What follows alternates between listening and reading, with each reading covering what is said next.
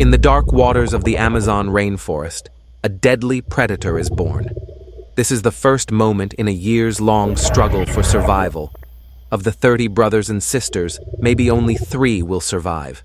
And you have to be one of them. One day, that's what you'll be. One of the Amazon's most powerful hunters. In the stifling heat, among poison dart frogs, giant spiders and jaguars, an absolute killing machine. But now you're just a tiny defenseless cub, and your mother leaves you as soon as she brings you into the world. There's no room for emotions here. You must be strong or... A movement, a huge shadow over you, a harpy eagle, one of the Amazon's fiercest hunters, and you look like the perfect meal for him. Your brothers are scattering in all directions. Some climb trees, others dive into the water. What will you do? How will you survive? Your journey to become one of the most dangerous snakes in the Amazon begins now. You're only a few feet long now, and frankly, you look pretty cute. Your shiny scales glisten like pearls in the sunlight. But this cuteness is your biggest disadvantage. Jaguars and big birds don't miss a morsel like you.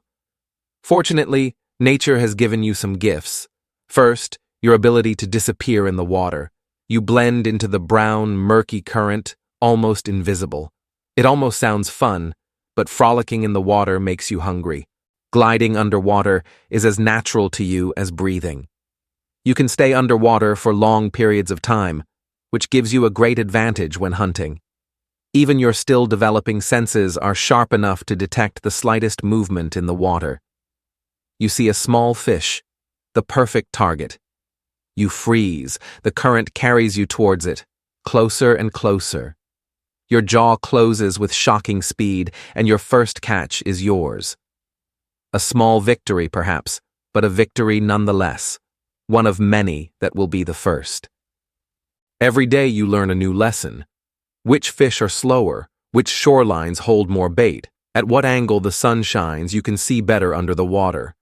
Every experience makes you a little stronger. You want to grow fast. Survival here is about being strong, big, and sneaky. Speaking of sneaky, have you ever looked deeper?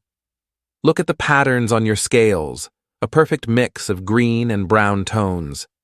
It's nature's perfect camouflage. Whether you glide through murky water or blend into dense vegetation, no one can see you. This is your first real advantage in this wild place. It may not work so well now, but when you are a little older, when you are ready to take on more challenging prey, this camouflage will be your greatest weapon. Your first year is mostly spent learning. You spend your days gliding through rivers and swamps. Mostly you stay in the water where you feel safe.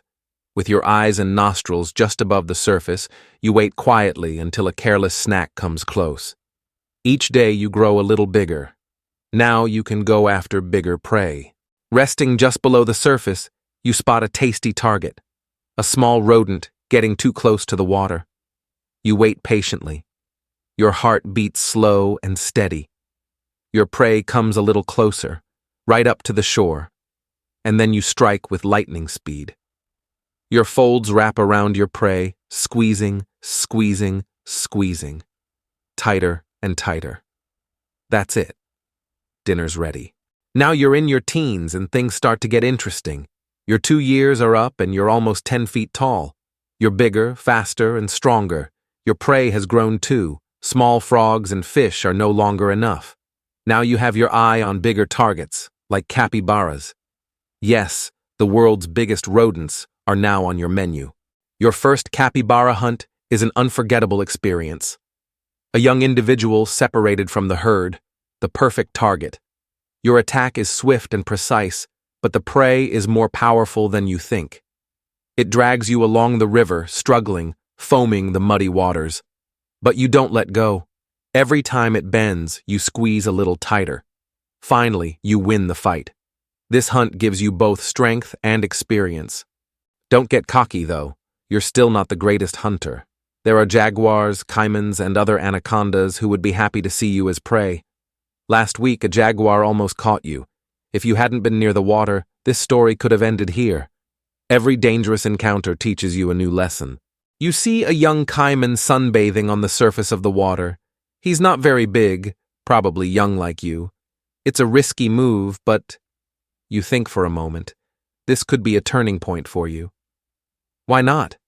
You slip into the water, floating like a shadow towards the caiman, your muscles tense, ready to attack. It's easier than you expected. Your first success as a real hunter. But not every day is a day of victory. Sometimes your prey is smarter than you. Recently, when you tried to catch a capybara, it dragged you halfway across the river and ran away. It wasn't your brightest moment, but luckily no one saw it. The good news is that you are still growing, and with each meal, you get a little stronger, a little more skillful. When your 5 years are up, you are a full-grown adult, 15 feet tall and still growing.